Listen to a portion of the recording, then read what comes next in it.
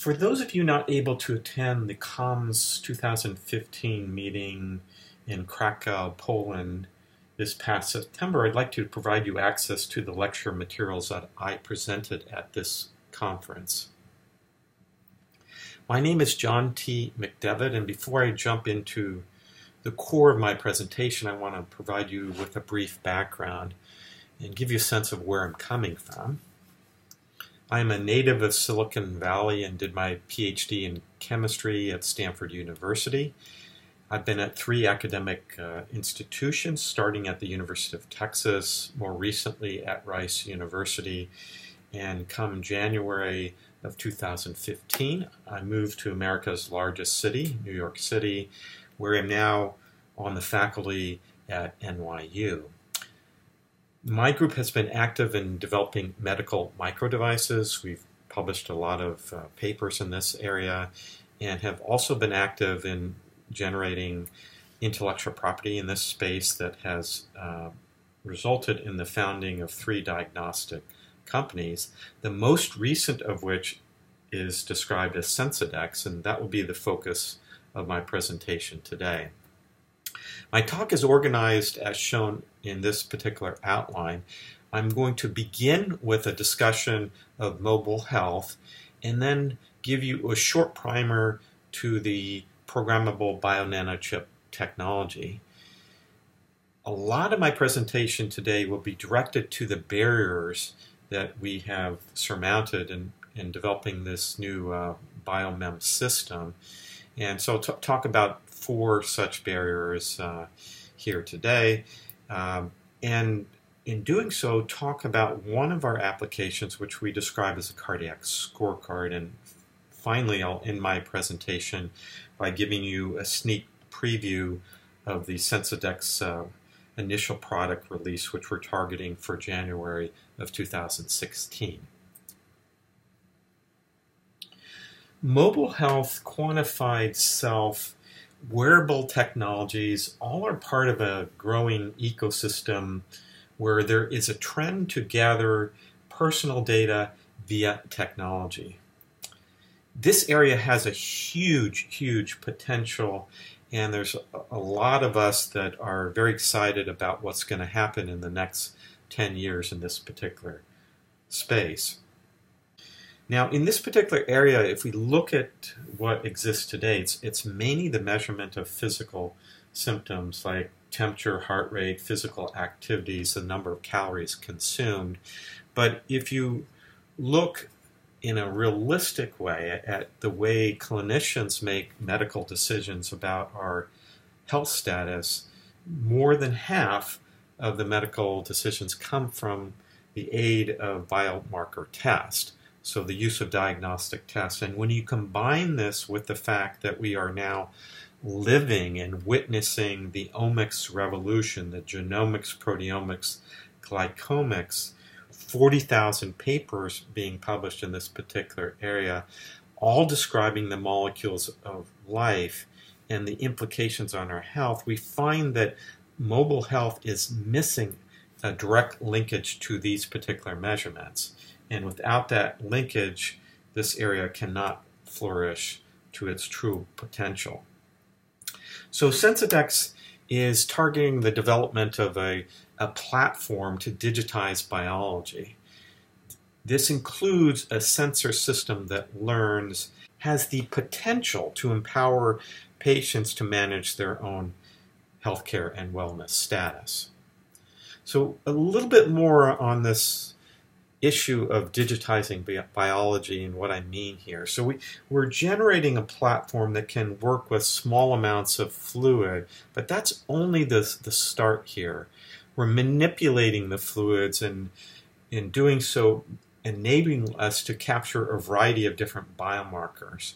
This generates a platform that has a menu that's been expanded over the period of decades, and with the aid of clinical trial, we're now moving this single platform into a situation where it can gather big data.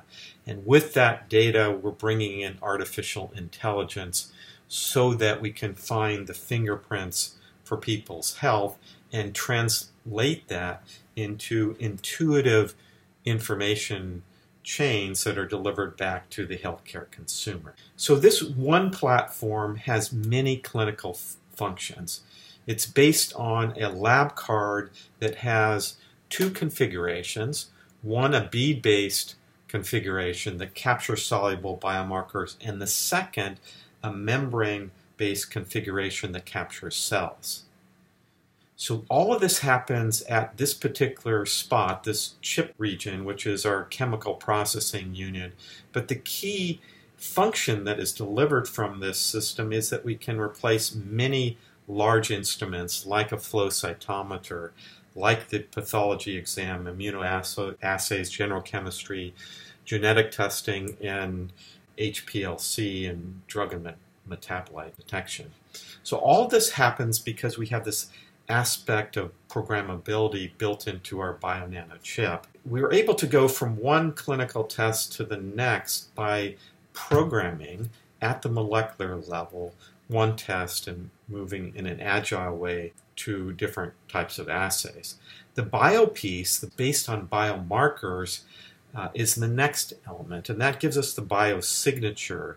We capture the biomarkers in a nano net in a micro bead. And so the nano piece allows us to create high performance, but yet in a small interface. And we use the chip to mass produce. So this gives us a cost effective and a scalability. And so it's tempting for us to make this analogy to what happened in the integrated circuit. And we find that we went through many of the same themes also here. We needed to begin with developing the concept, and then we needed to scale the concept. So if we look at our pathway moving from basic science to broad-scale clinical release, there's a series of steps that have happened here, and I'm not going to go through all of them, but rather focus at the 30,000-foot perspective and give you a sense of where we're moving here. So we began with our initial years in developing sensors that learned. And then at the point of 2000, went to a focus on clinical applications. And at this particular point, we spent a decade expanding the menu. At 2000, we then began to launch a series of trials. We then established the basis for Sensodex in 2014. And so looking at the major phases and the resources now that were required to launch this particular corporate effort, we had a decade-long clinical experience involving the science, the discovery, the engineering, and there was a little bit of overlap with the clinical trials, but at this particular point, when we began the clinical trials, we had a good foundation, and we increased the burn rate financially by a factor of 4. And this gave us a strong foundation to move aggressively into development of the instrumentation, which again has some overlap here. The aggregate of time here is 15 years to go from this clinical discovery into product release. So let me now change gears here a bit and focus on these major barriers that I described in my introduction. The first one is on integration, and this has been a huge problem in the lab and the chip area, and it's also been a major challenge in the related area of point-of-care diagnostics or near-patient testing. And both of these areas struggle to complete and replicate the full functionality that exists in remote laboratories.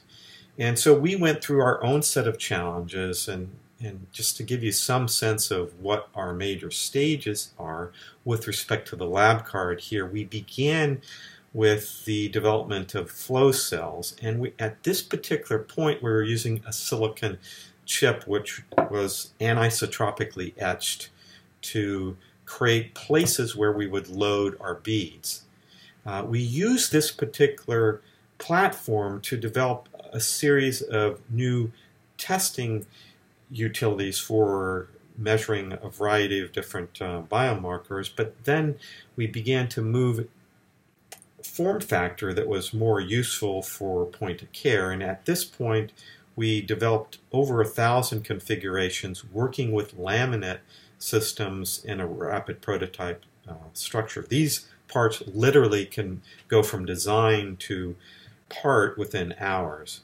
From that, we went on to direct machining and away from laminates into plastics that have now the same structure, the same surfaces as the final parts. These design to parts take longer, on the order of a day, but much less than the final step, which takes months. And this is bulk manufacturing, which involves injection molding. Now, with respect to the analyzer, we went through a similar set of steps, although this took us less time. But in this particular area, one of the major steps we began with was working with syringe pumps and microscopes in a laboratory setting. And at this particular point, we were challenged with what the lab-in-a-chip field describes as the world-to-chip interface. And this, as you might imagine, is not a scalable approach. And we had to innovate and develop a number of strategies to replicate this functionality, but in a scalable approach. And we did this by integrating blister packs and mechanical actuation and developing the new concepts that you see in the center here.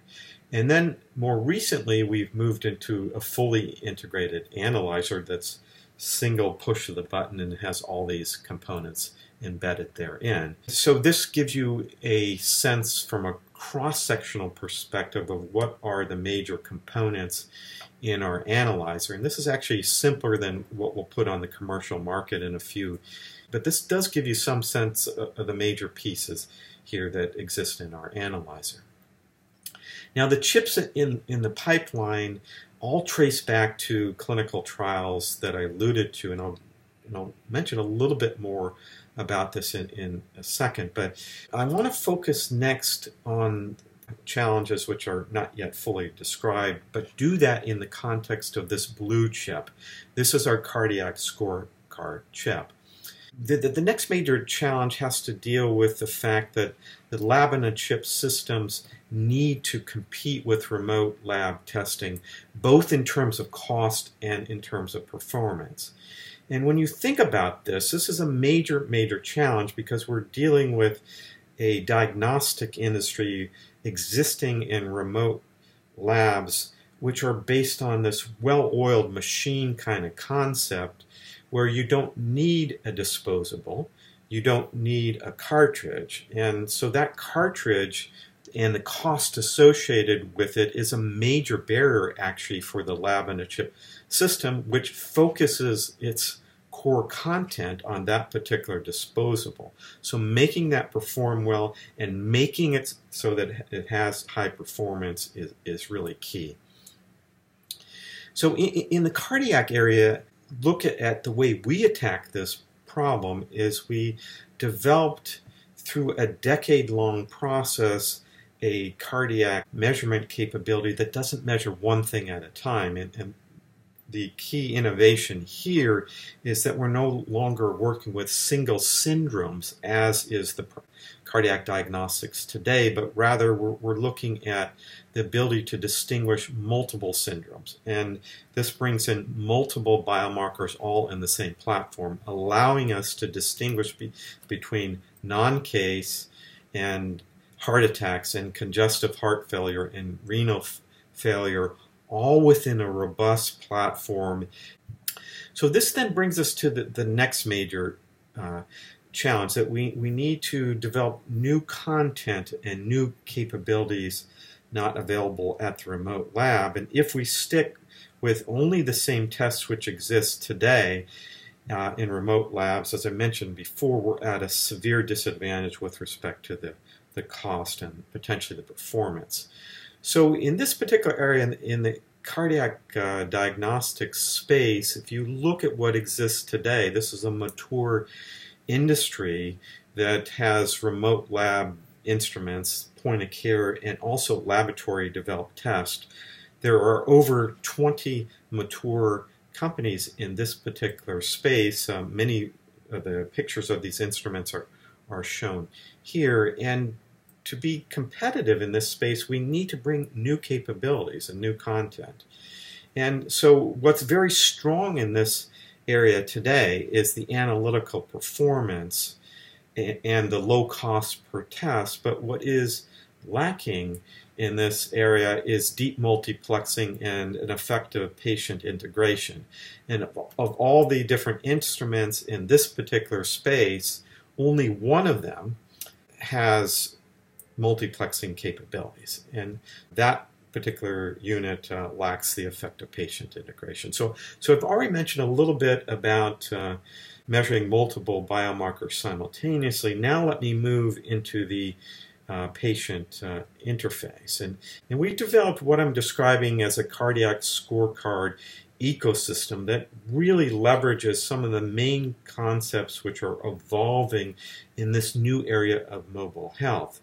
But key to our development now is we've run a large clinical trial where we've moved across 15 biomarkers and have been able to create for the first time a single index, a single score that is between 0 and 100, 88 in this particular example here, that is the cardiac wellness score. And that gives the healthcare consumer some information that they can use, like the diabetic patient who's monitoring their blood glucose and needs to monitor a single number, the fasting blood glucose level, to establish their new healthcare habits. So the last item in terms of the barrier that I want to mention is that of the regulatory approval. And this is no small thing to do when you consider bringing new biomarkers and new biomarker panels into play, that the tradition and the history teaches us that this particular time course takes around 15 years to complete. And our goal in this particular area is initially to collapse this by a factor of 3, and we're on that particular trajectory now, and eventually to collapse that a factor of 5 to 3 years. And in order to do this right and efficiently, we need to overcome some of the major barriers that exist in this space today. And that is the major complication is most trials which begin in academia simply are not run with the efficiency that the pharmaceutical industry and contract research organizations run trials. So we've been closely aligned to CROs in running the trials that I'll feature here today. And we developed a process, an adaptive clinical trial process that is a loop. This particular loop relies on a lot of planning and defining the right patient population from the get-go, defining the user specifications, focusing on the unmet needs, and then moving into a substantial planning stage where IRBs and clinical protocols and manuals of operating procedures are done before touching the first patient. And then we begin with assay development here, and we use a small number of the end recruited patient samples at this particular stage, but we develop robust assays with the platform that I've just described.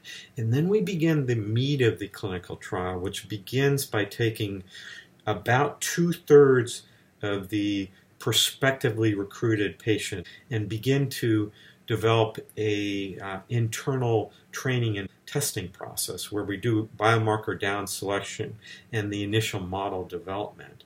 And then that evolves to an external testing stage where we take about 1/3 of the left samples, the samples that are left at this particular stage, and we begin to test them with another set of statisticians in a fully blinded fashion, and we do further biomarker or down selection and model validation.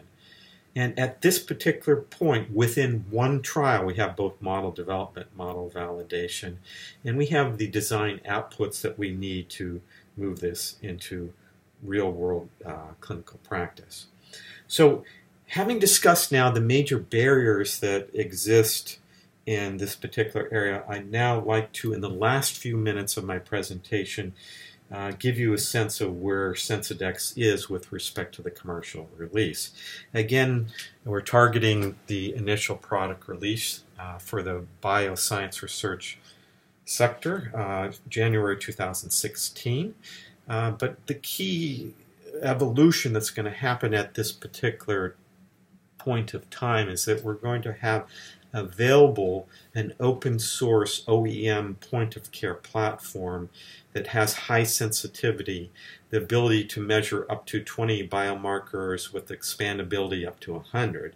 Lab on a chip results acquired at point of care settings which have the quality that are more traditionally obtained in remote labs. We have this mobile health interface, ability to run tests on the 10 to 15-minute time frame, no need for pipetting and single push of the button. Another key point here is related to the ecosystem, and I've highlighted this in my presentation, but we have this platform, universal platform that can digitize biology. It is combined with a customizable, disposable. We have developed an adaptive clinical trial structure. We have robust machine learning strategies now, so we use the same techniques that Netflix uses to find and select movies for you, but we select the biomarkers and tie them into disease stages. We have nice relationships with app developers, and we have a first set of apps. And all this comes together again at January 2016 for what we will describe as the opening of the BioApp Store. Up to this juncture, we've validated this technology through 6 major clinical trials involving over 5,000 patients, 10 clinical sites. I've highlighted the cardiac scorecard, which involves 16 protein biomarkers. Again, it's not working with one syndrome. It works with acute coronary syndrome, heart failure, and risk assessment as separate elements of the cardiac scorecard. In addition to that, which is the blue card that I highlighted, that we're also working in the oral cancer space. We have a cytology on a chip. We're working with prostate cancer, also ovarian cancer, drugs of abuse, and trauma diagnostics, the research market, as I've already highlighted. So we have over 30 soluble biomarkers in a pipeline now, many of them protein systems, some drug and small molecules for drug testing. But in addition to that, and on our second device configuration, we have biomarker assays. And so we can do HIV immune function, 3-part, 5-part differentials, oral cancer from a pathology-based perspective, white blood cell differentiation, pathogenic bacteria. So in closing up my presentation here, first of all, I want to thank you for coming by the website and taking a look at this presentation. Here's the contact information for me. I welcome you to take a look at our peer-reviewed publications. My email contact information is here also. I hope to see you at the next COMS meeting, which will be held in Houston, Texas. I want to wish you a farewell from Krakow, Poland. Thank you.